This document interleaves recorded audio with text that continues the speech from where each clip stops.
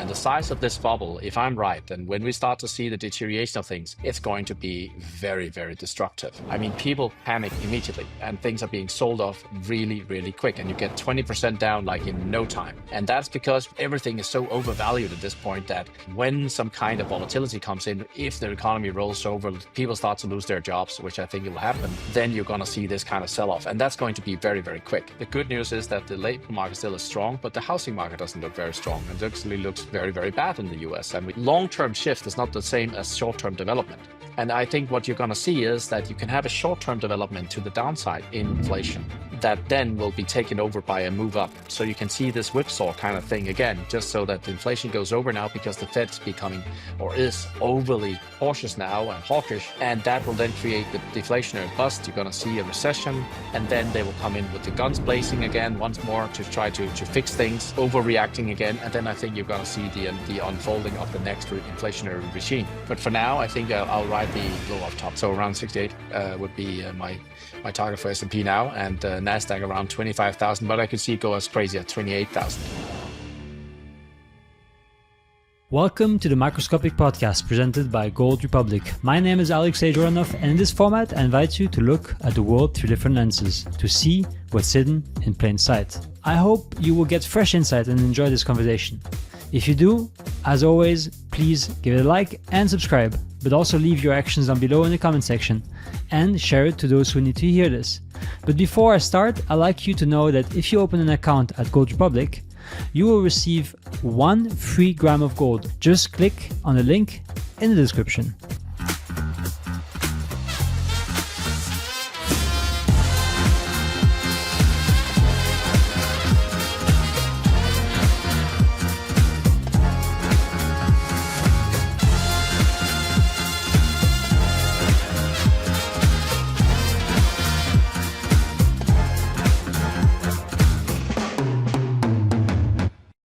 Welcome back, Henrik Zeberg, economist at Swissborg. You are a recurrent guest by now. I think people who watch this channel and who are subscribed since at least a few months know you. For the new ones, well, they'll get to know you soon enough. But we're actually in a roll. We're on the third interview. And as we just discussed now, it would be really nice to organize a remote call with Francis and Matthew to also look back on what we've discussed in South Africa and Cape Town. That was March. Yeah, end of February, March. Wow, time flies. February I think I was back home March 1st. So yeah, exactly. Like yeah. That, right? So that was a while ago already. And I'm here to discuss with you kind of like based on already what we discussed before with a bit of the overview of the business cycle, the housing market, obviously the bond market, and maybe some assets like gold, Bitcoin, some commodities, and get a bit of your insights about the updates on where we are at now. And my first question would then be, how do you see now, let's start with the business cycle. What we see in the business cycle is that we are still not seeing the rollover. For me, the business cycle consists of these 3 main indices, which one is that leading indicators, the coincident indicators, and the lagging indicators. And the leading indicators are really telling us, that's the roadmap, but that's where we're going. What's going to happen to the economy? And for the last 75 years, going back quarterly, when we've seen the crossover, we actually will get a recession at some point. It's only about when it's going to set in, and normally it takes 2 to 4 quarters. But we just the last quarter, we just saw in the coincident indicator, we actually saw a little reacceleration of in the what you call the real economy, and that's the labor market, the production level, and so on and so forth. This can be kind of enforced by what we saw into the first quarter here, also with the things that we saw were being pulled forward because of the fear of the tariffs and things like that. So that can have the effect on that. But it actually tells us that if we look at the labor market, it doesn't roll over at this point. We don't see that kind of deterioration which would be needed if we were in a recession. And that was also very clear to me actually a month and a half ago, when everybody was falling over themselves and talking about the recession and all that. Can't remember when you and I talked, but I definitely said I don't think this is it. I think we're going to have a strong move going higher here, and I think that's what we are in the process of right now. We are seeing that stock market actually soared higher. We've seen indices indices around the world actually moving to new all-time highs. And I think it's just a matter of time before we see that in the US as well. And all this is being supported by the economy not really rolling over at this point. It's going to come, as I still, and it's like me waiting for Godot here. I know that, but the reason I'm waiting is because I've seen the crossover of the leading, and that's why I'm saying there is going to be some deterioration. At least that's what my model suggests to the economy, and it's going to be some point probably when people don't expect it. It's going to come, and then there is the second part of that, which is the housing market, which you also just mentioned. Yeah, and that's why also maybe it would be good to then divide, let's say, the good news and the good, the bad, and the ugly, maybe, of all that. So let's start with the good stuff. Yeah, but the good stuff is that you still have a labor market in the US that is strong. And you apparently you see now that people are coming back into the market, and it seems like everything is fine. When we see that the narrative is also now that the trade, we don't want Trump to talk so much about the tariffs and all that, because then we have a bad day in the stock market. But it seems like it's kind of moving in the background now, and again the markets have been moving up. I start to hear people saying now, oh well, Henrik, why now should we get a downturn at some point? So I think that's the good news. That's that we don't see it at this point here. The bad news is that the second part of the other part of the economy, you have the housing market, you have the labor market. These are the two big ones. You can just think of from yourself. If my house is okay, it doesn't depreciate in value, you're okay. If it appreciates, you feel a little more wealthy and you'll spend a little more. But even more important is how you feel about your job security. So if you got a secure job, then you feel better and you feel that you can spend more. But if both of these start to deteriorate, then it's not a good thing. And we are only in a situation now where the good news is that the labor market still is strong, but the housing market doesn't look very strong, and actually looks very, very bad in the US. And we see house prices starting to decline. We see that it's frozen solid in terms of the number of new homes sold. We see mortgage applications are down in the gutter. We see that the affordability index is down in the gutter, and all these things is a heavy anchor on the economy. This is something that is weighing in. It doesn't turn it over and roll it over immediately, but it's something that is weighing in and making people spend less. So, and again, nothing goes in a straight line. We have had an upturn now since the COVID low, where we just induced a lot of liquidity into it, and still haven't seen the housing market actually bouncing back for real after that. So yes, we're seeing prices, but we don't see the activity. We need to see activity in the housing market. That's what drives the sound economy as well. So as we don't see that, then there is this, the anchor holding us back, which I think is going to turn us over to roll the economy over. So these are the good things. The ugly one. So now this was the good, the bad, and now the ugly one. And the ugly one is definitely the size of this bubble. And the size of this bubble, if I'm right, then when we start to see the deterioration of things, it's going to be very, very destructive, because people will be. We saw it also into the April bottom here. I mean, people panic immediately, and things are being sold off really, really quick, and you get 20% down like in no time. And that's because everything is so overvalued at this point that when some kind of volatility comes in, if the economy rolls over, people start to lose their jobs, which I think it will happen, then you're going to see this kind of sell-off, and that's going to be very, very quick. So I think those are the three ones, the good, the bad, and the ugly at this point. So if we look at the housing market then and zoom in there a little bit, we have prices that still actually remain pretty elevated.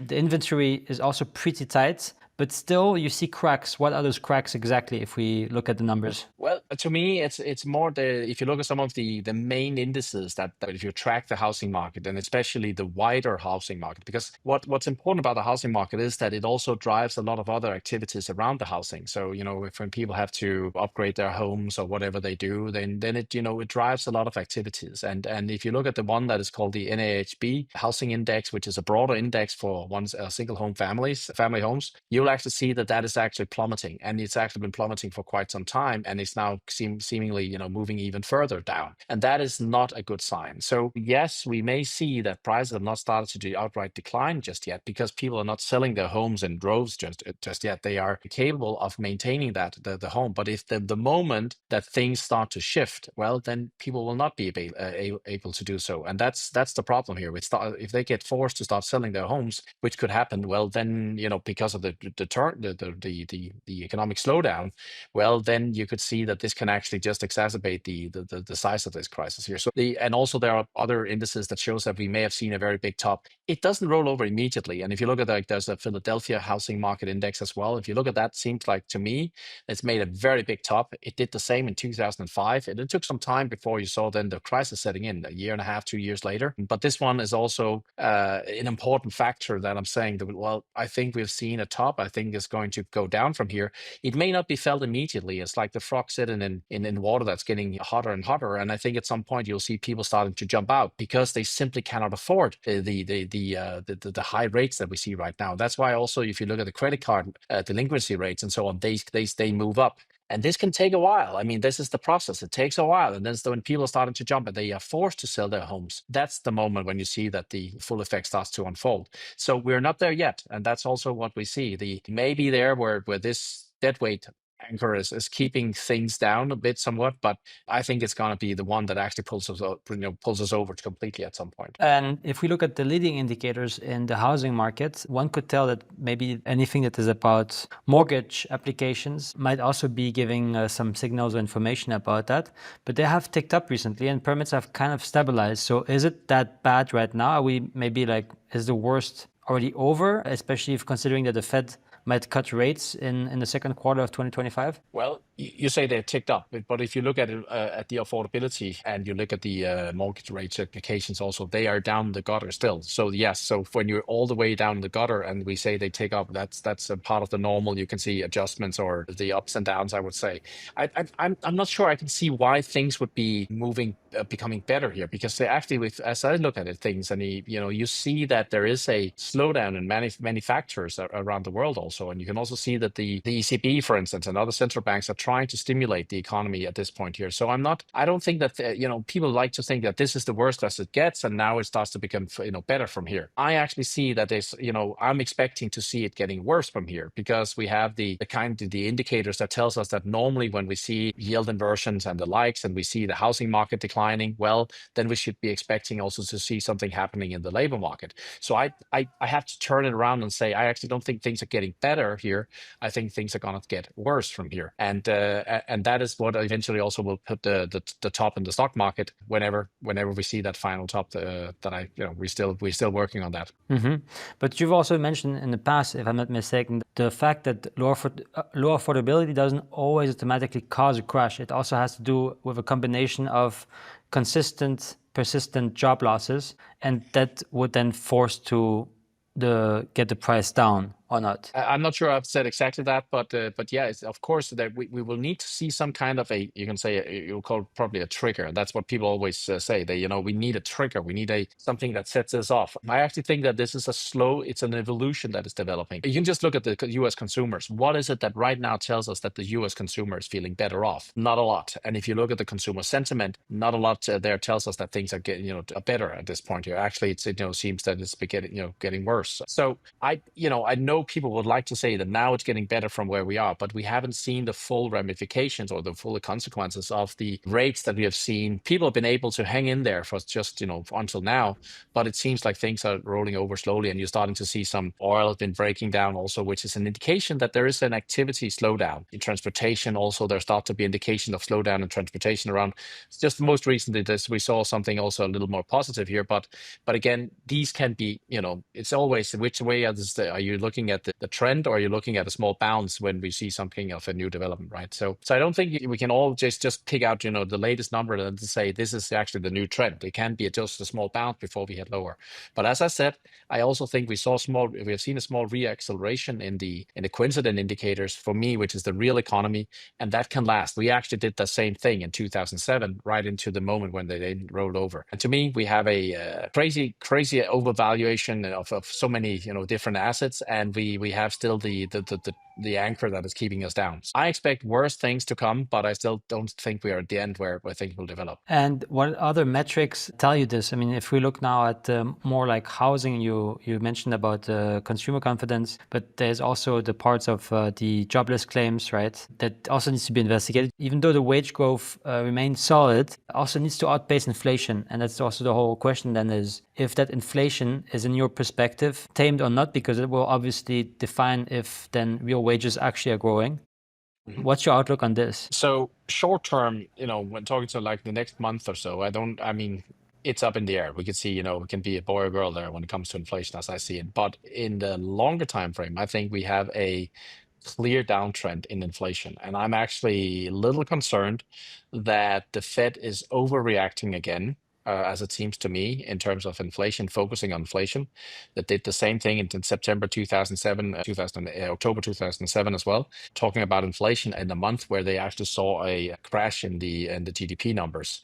So I think the Fed here are being too observant and too cautious about inflation, which is now 2.3 CPI. I know the sentiments, the expectation of inflation are higher, but we know how it is with expectations. It's like what we saw yesterday, or we saw last week, or the last month, is what we expect will continue to happen. What the situation is in the business cycle and in the real economy is that it's the big wheel turning. And if people are spending less, the consumers, which are the real economy, starting to spend less, then there will be a downward force on inflation. And one thing that is still there is that you have still a lot of capacity in a lot of companies, and they haven't started to shed that, because after the COVID, you could see how actually everybody was expanding. Everybody did well after all the stimulus coming out. I think you're going to see that this is putting pressure down on inflation. And we saw the latest development. Oil is now below. You may also find that chart there. I put that in, and you can see how it's actually broken lower in the I think it was in April we saw that, and then it stayed down there. I think we've seen a bounce now. We'll see a bounce in oil now, but oil is very often a very good indication of what is going to happen to inflation as well. So expect inflation to soar high at this point here. I also see some cautious signs in commodities. Again, I could see it bounce for a couple of months, but I think the downward trend in inflation is the trend in inflation is down at this point. And I can only say that if the Fed keeps being so hawkish that they are now and keeping rates this high at a time where we actually start to see a lot of slowdown, at least in the rest of the world as well, and you have this housing market that doesn't look too good, then you potentially can create something that is much worse when the Fed is being too hawkish for too long. So I think they're in the process of making a big mistake here, that they are not too over focused on inflation at this point, where actually inflation is completely under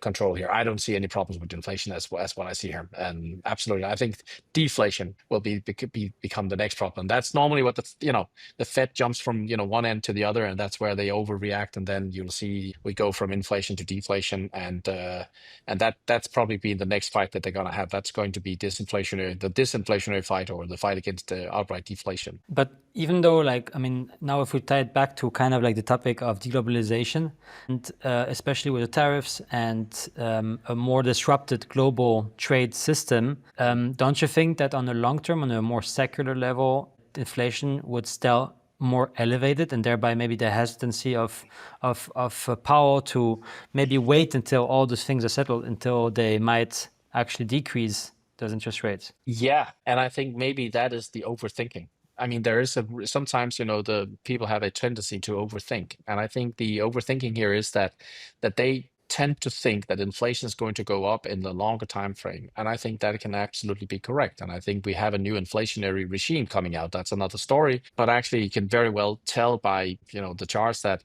we've seen inflation, and we've seen especially rates going up to a degree now, which tells us we are in a new inflationary regime, which means this is big stuff. This is the shift in 1981 when Volcker killed inflation famously. Then we've seen it down to the 2020 when we had what I call the inverse Volcker moment, the moment where they overstimulated the economy. So Volcker was too hawkish, or to bang the inflation down by raising rates.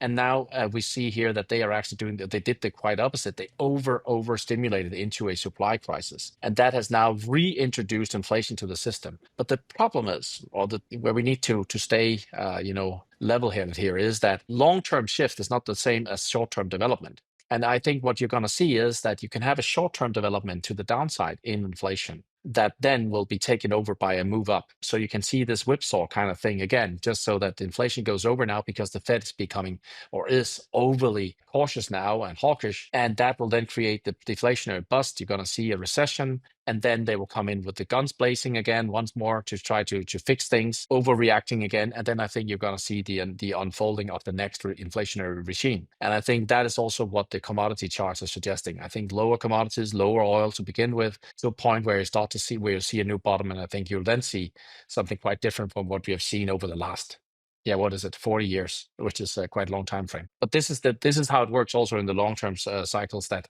you will have these shifts from being in a deflationary regime to being an inflationary regime. And you can see that going well back to 1900. You can see how we've had 3 cycles since then. And if we now look at more of the bond market itself, like we've seen that the 10-year yield is still hanging on to higher levels. We're at 4.4, I think, on the 10-year. The 10-year and the 3-month and the 10-year and the 2-year spreads remain heavily inverted. Often it's said that this inversion creates recession after 12, 24 months delay. And we are in it because it's since 2022 that this has been occurring. So this whole idea that we might expect then a recession is maybe then still on the table. But I guess it will also depend on those metrics that you were just talking about, the housing market. If the Fed then sees, okay, now it starts faltering, we need to intervene, the first domino is about to fall, then they'll start printing. The market is also kind of expecting this. That's why they cannot control the end part of the bond year. It's a bit of everything is more of a question of when will what happen, right?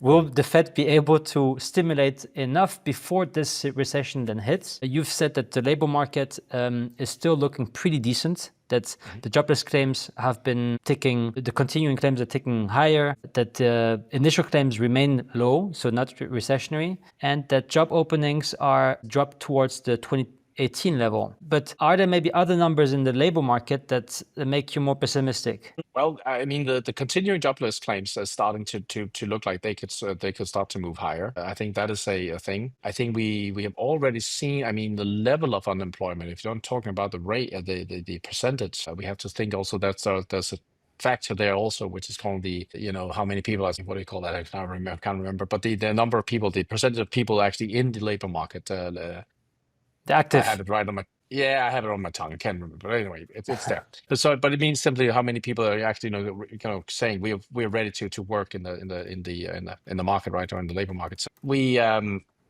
So if you look at the numbers of or the number of unemployed people, that has been moving up, and I think that is a worrying sign. And again, we are above levels now that normally will offset this. There is another recessionary indicator, which is called the Piper-Sandler recessionary indicator, and you can see actually that has already triggered. It doesn't mean immediate recession; it just means that things are starting to unfold in a negative spiral kind of way. That you'll see that the things start to unfold. It's called labor market participation rate. That's what I was trying to say. I just labor force. Yeah, LFPR. Yeah. But that is also an important factor, obviously. But so in terms of getting the rate correct, the labor, the unemployment rate, but the number of people unemployed are moving up, and that's what people also should focus on. So, what is that is worrying here? It's simply that we're not seeing the labor market strengthening at this point, and we're not. And again, we're seeing that at a time where we are in this no man's land, you can say, because we're also not seeing it deteriorate. But I'm just fearing that what we normally see is, as you said, also with the market spreads the yield spreads have been inverted, and they come back up again and they uninvert. That's the moment when things are starting to unfold, and we are just on that that level now for some of the shorter time frames. We don't see the short-term yield starting to decline very rapidly or very strongly, which is a normal sign. Also, we should see into a recession or into some of the fast slowdown of the economy. So things are still okay, and it's only about when you see other signs that are the more leading signs from the housing market that eventually normally leads to a recession. That's why I'm saying this is potentially unfolding, and again I expect them to unfold because it's part of the way the business cycle works. So, but for now, the labor market, if it can, I can understand the Fed. They look at the labor market and say, what's the problem with that? We don't need to stimulate so much here. But I'm just fearing that they oversee the part of the housing market as well. Now, if we look at also like the way the Dixie is behaving, because we've also addressed this in the last time we talked together, and you've made a prediction that it would hit more or less, I think it was 96, 97, if I'm not mistaken, the last prediction that you made. And we've actually reached that pretty close. I mean, it hit like 98, I think, 99. So it was pretty accurate. And now, what are you expecting for the next move? This wasn't the hit that I expected. No? So I just want to say no. So again, things doesn't run in or develop in a straight line. We would like that sometimes, but it actually has bounces. And I think what we see right now is a Dixie bounce. I think that Dixie bounce we're going to get worse, or how you see it. It's going to be, bouncing into, let's say, a little more down now. And then we go back up again to 103, maybe 104 even, I could see, before we then head down again. So I think there's going to be a bounce, which will take us down to the level I expect. So I'll still say 95, 6, 7, around these levels could be where we head down to after this bounce here. And that's the part that I expect to be where the crypto market, which will be most supportive of that kind of move in Bitcoin and crypto market as well. But the hit that we had here wasn't the one I was expecting, and we're now in the bounce. So that's what I want to say. Now, I mean, you've also talked about like some outlooks about then what it would do, because you just mentioned crypto. Do you expect some kind of also big rallies then, because the dollar is losing in strength, and that's usually correlated with more risk on appetite? What are the targets there? What do you expect? So for Bitcoin, for quite some time now, I've had the target of 148,000, around that level. Maybe higher, could go all the way to 160, but I think 148 would be around the minimum we should see into the final top of that. I'll just have to say that. It may not be as aggressive as a lot of people think. And if I'm wrong, then I'm really wrong, because that means then we are moving into a lock world, and then it can go to 200,000 or something like that, or 300,000 maybe. But that's not my main. Again, we always have to work in scenarios, right? And I'm in the scenario right now where we have a moderate development into a top, which I think can top out of 148. That's my main scenario. And in that scenario, you could still see a lot of cryptos going quite, to extreme levels. I see the altcoins index at 3.5 trillion, or the market in the capitalization of that. What is that? That's the total index without Ethereum, Bitcoin. That can go to that level. We can see some extreme moves in some of these alts into that phase. And I think that is, what is driving that is the rise in the global supply, the supply of money, the M2 rate that we see the rise there. And I think that is going to happen for the next long time, because what we have into the final part of the business cycle slowdown is exactly that the central banks comes out and they start to stimulate the economy to make sure that the economy is not going to fall into a recession. And that's what we see now. And I saw the last 2 months here, we actually saw the global M2 just having another 1.2 trillion in extra liquidity coming in, which is not something we just see and hear about on the daily, but that was just for April and May alone. And we had a lot of I think it was 3 trillion in the first quarter alone also. So we are seeing a lot of liquidity coming in at this point, and that is what is going to drive the crypto market and the Bitcoin market. And I know all the Bitcoin maximalists and so on would like us to see that this is because there's now a new understanding of Bitcoin and the crypto is going to change the world. Well, there'll be a few crypto projects that's going to be fantastic in the long time frame. There's going to be the Amazon and the whatever it's going to be from the 2000s, but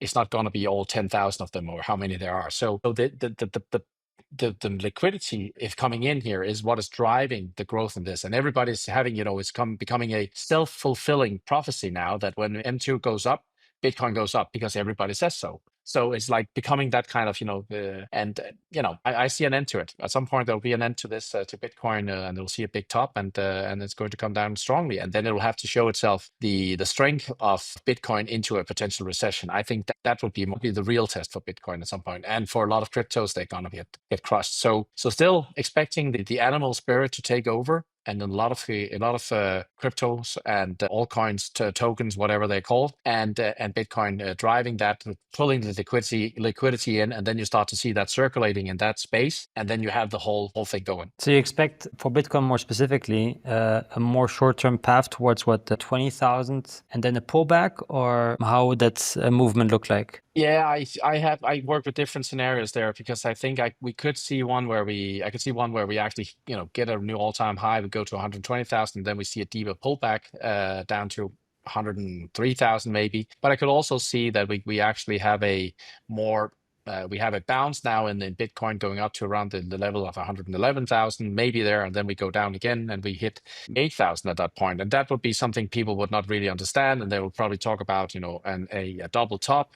But that's the way the market works. It needs to consolidate. I think June is going to be good, but I think July may not be so good. And I think the July will be the pullback before we head into the final showdown of the Bitcoin's cycle this time. And you also have a more like close, let's say, monitoring of Ethereum. Ethereum had quite some losses in the last months. It's been performing highly poorly, and it's been really painful for Ethereum holders. Do you see that coming back to its previous all-time high levels or even higher at the same time? Oh yeah, we're just, as I say, we're just starting to see what we call the Ethereum phase in Swiss block. And what does that mean? That's when Ethereum starts to outperform Bitcoin. So while Bitcoin is now struggling to get higher in that kind of volatile environment that I could see ahead into new highs, you'll actually see Ethereum starting to take over, and that's good news for the altcoins, because normally when the Ethereum starts to take over, you'll see that you have the largest moves there, and that's where some of the capital have been moving into Bitcoin, or then coming into Ethereum, and then coming into the altcoins as well, and you start to see that rotation into other and more risky tokens, coins, and whatever they're called. So Ethereum, I see good development there. I think we're going to see 6,100, 500 maybe even on Ethereum. So quite a move from here still. And that's in the still like which time frame? Oh, that'll be, to me, I mean, time frame I normally refrain from answering, but into the same kind of time frame as we see the Bitcoin probably will top out before. If you study the top into 2021, you'll actually see that Bitcoin was the first one to top out, and then you saw and this is the top we had early 21. The second one was actually part of a correction, but I don't want to get into that. But the first top in there, you'll actually see how Bitcoin actually topped out first, and then you saw Ethereum and the altcoins coming after. Because then when Bitcoin starts to slow, the capital rotation goes into these. So I would think that Bitcoin tops out late summer, maybe in the beginning of the autumn, and then you'll see the altcoins and Ethereum topping out later in the autumn. And so then in terms of the stock market, because it's usually also highly correlated or moves together in the same direction, you've mentioned that you have a target that was last time, and if not mistaken, you mentioned something around 6,500 for the S&P 500. Do you see that pattern also being similar for the equity market? Yeah, because it's risk assets, and risk assets will move together. So as I see it, when we see a top in the risk assets, you'll start to see that there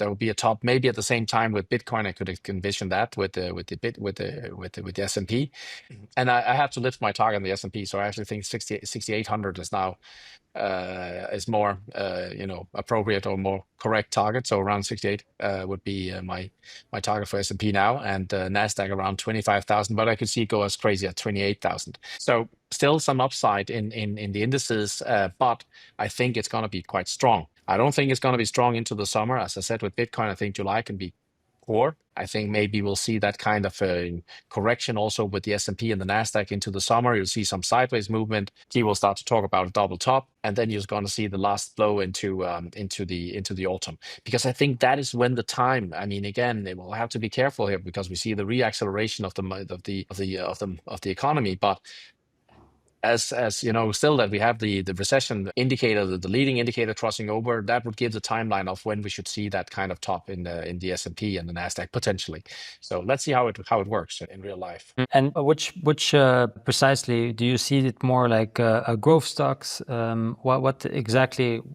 Where do you see the biggest performance actually being done or made by? Which stocks? Well, I think there will be a good upside to maybe smaller stocks. I think when we start to see the circulation of, again, you have to think that when liquidity starts to come in abundance, you see here, you'll see that with the smaller coins and the the memes and so on, which I think can do well in this phase. You probably also see that some of the more speculative stocks will do well here. So you've seen the heavy lifting by the FANG stocks, and I still think there'll be a lot of more upside there. I think even I had a call in December on Tesla saying, I think we can crash here. I actually think now we could see maybe an all-time high to Tesla coming into the next phase here. And I think they'll still do a lot of the heavy lifting, but you're going to see that it will then also happen a rotation there into the final phase there. So I could see that some small cap stocks could do extremely well into that phase. Again, it's the animal spirit. And when that starts to happen and we start to have the no more talk about tariffs, everything is fine again. The economy is not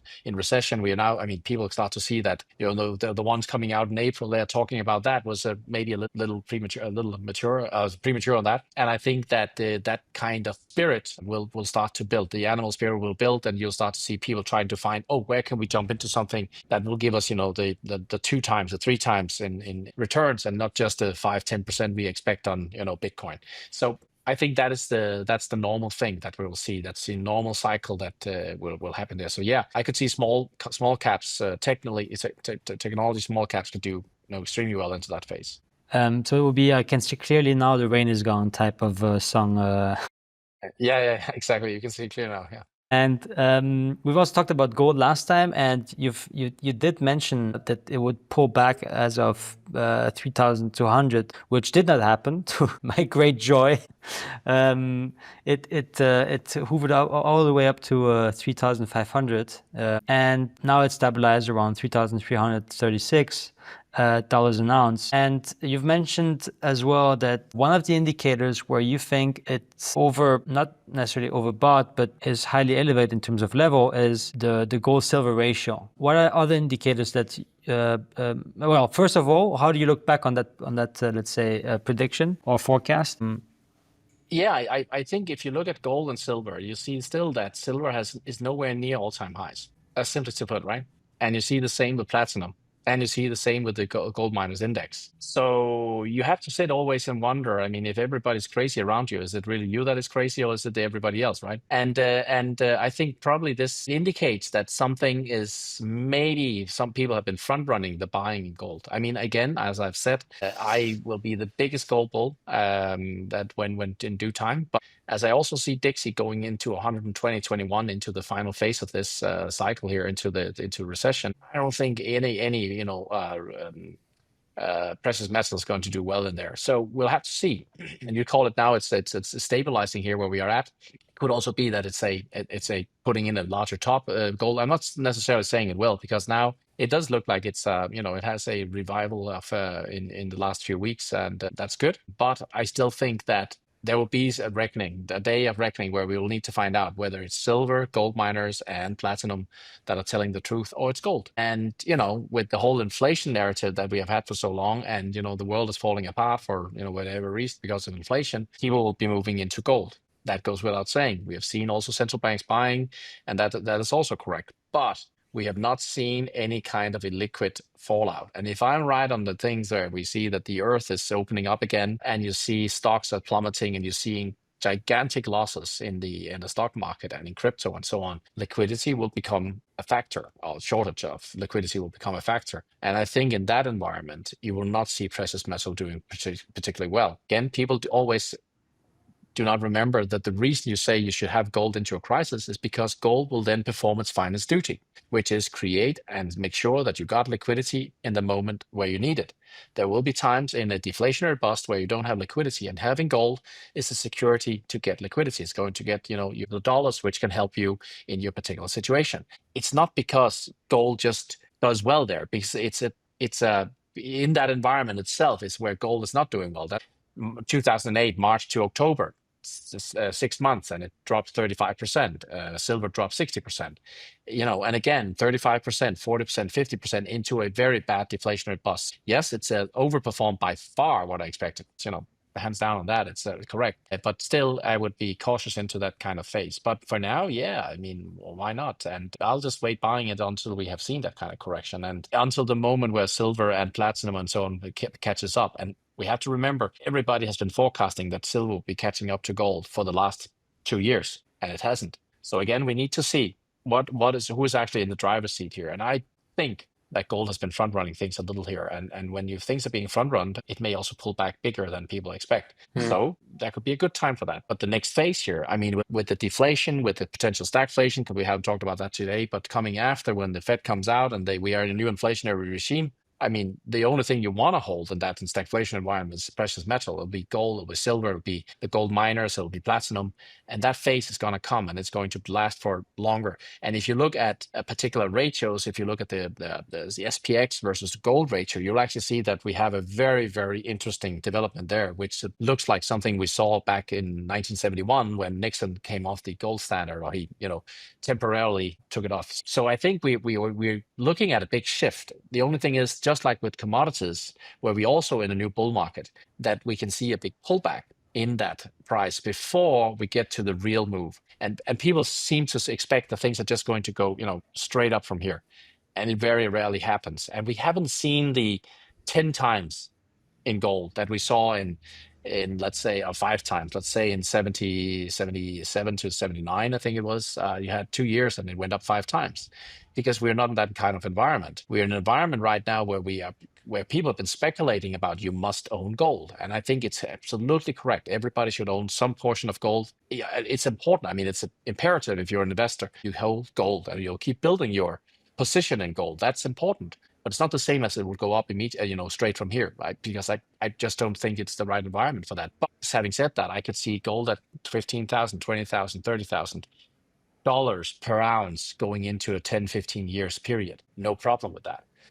Because I think we'll have a very, very severe crisis, which will require that the central bank comes out in a scale we've never seen before. Well, it's true. I mean, obviously, it's also a good sign when it consolidates, when it corrects. The whole question, obviously, is about how much and to which levels. But it's also interesting to see, and it's also with the discussion I had with many different guests, is that gold is also a bit up, not necessarily for inflation, but also because of the monetary safety it gives. So the recession fears, especially geopolitical risks, and as you mentioned as well, the 1970s have been also a big catalyst in that, because we've seen similar environments with different types of crises around the world. So it could also be that it leads because of that reason, and that silver will catch up regardless how gold will perform. So gold could still maybe maintain its level and even go higher, while still not excluding the fact that the ratio would decrease, because silver would then have its gain up. And it also may be tied to a somewhat weak industrial demand on the silver side as well. No, but you 100% agree. I could see a scenario like that, but it 110, 120, 21, 22 on the Dixie normally takes its takes a beating on gold and silver, and I probably will wait for that kind of moment to then jump into it and then see if we don't get some kind of meaningful correction in that. But as I said, in what is coming down the road, everybody should be focusing on building gold reserves, gold position, gold whatever, and physical gold is absolutely a necessity. And I'm doing the same myself as well. I mean, even at these prices, I'll start buying in, and I buy in and keep building my physical position there as well. So to wrap up it a little bit, to make it nice, compact, and juicy, we could say that if I just summarize or try to summarize what we talked about, the housing is kind of we're seeing cracks that will trigger the Fed to intervene if it gets bad enough. The labor market is cracking, but it's still doing pretty well relatively. Like in the meantime, we might see an uptick in risk on sentiment that will start peaking as of after the summer, so after July, August, up until autumn, and get that blow off top from that moment on. How would you then position right now? If you have like just a blank sheet, you would give some actionable trading ideas. I mean, again, it depends a lot on people's risk profiles here. So of course, this is not recommendation or anything like that. I think I'm wise enough, which may be stupid, but I think at least I am, to ride what I call the blow off top. So I'll stay with risk asset there. No, I'm starting to build the more defensive position, and I know when I think I'll be moving into that in a more aggressively way. But for now, I think I'll ride the blow off top, because I think it's if you sit there and you're left on the station with 10-15% higher top coming, and just sitting there and you're feeling the FOMO also on that. And I think there's more upside to what we go. I mean, that's what the business cycle says. This is what the market says, the Elliott waves, Fibonacci extensions I got. So I'm staying with that, but I'm very aware that when we start to see the euphoria coming into the market, I will be pulling my money out. I'll be pulling my putting my positions into more secure things. And one of these things will be the dollar at some point. So when we get down to around the 95, 96, I hope that everybody will say, oh, the dollar is dying. I hope that's the kind of narrative we'll have out there, and it's crypto is taking over, the dollar is dying, and this is the new paradigm. And Henrik, you're just a boomer, and that's why I don't understand that. That's the narrative I hope for, right? Because then you will start to see that then I'll start to buying in on position on dollar, which will give me some dollar liquidity, strength there, and then we'll see what happens into that. And again, this is where the whipsaw, because that is into the phase where things, the ground opens up, and with that happens, then the dollar will do extremely well, and we're going to see the 120.22 on the Dixie, which can be a good position. Then also you'll see yields coming down strongly, and you'll see bonds doing well. So that's another phase. And then the third phase will be the phase where we actually have to get into gold and gold miners and the likes, and building our positions even and actually getting in very, very aggressively, because I think you're going to see a commodity bull, precious metals, but also commodity bull starting when the Fed comes out. So it's really about how aggressive you want to be and how much you want to front run the next kind of phase that I see. Can I be wrong on the phases? Yes, I can. But for now, we're in the blow off top, and I try to ride it and then see if I am wise enough to get out in due time. Great, Henrik. Thanks a lot for this update. Is there maybe like any other things? So you've also a website on Swissborg. People can also subscribe to your regular macro updates. Is there anything you want to share or conclude the conversation with? Yeah, so really the best way to get hold of me is to look me up on X at Henrik Zeberg, and then there will be links to where I can. Please do not follow any of the fake links or any of the scammers, but this is where I'm people up to follow my profile, and that's it. Make sure you look for the blue tick. So that's what I can say. And else, it's a Swiss block, but those links will be also at on X, so they can find it there. Those there. I'll also put all the links about your profile and the Swissborg website on the description below. Henrik, thanks a lot. I'm looking forward to our next conversation. Maybe perhaps next conversation will be with Francis and Matt. That sounds amazing. I'll look forward to that. So thank you. Appreciate it. Thank you, Henrik. Yep, thank you. Bye.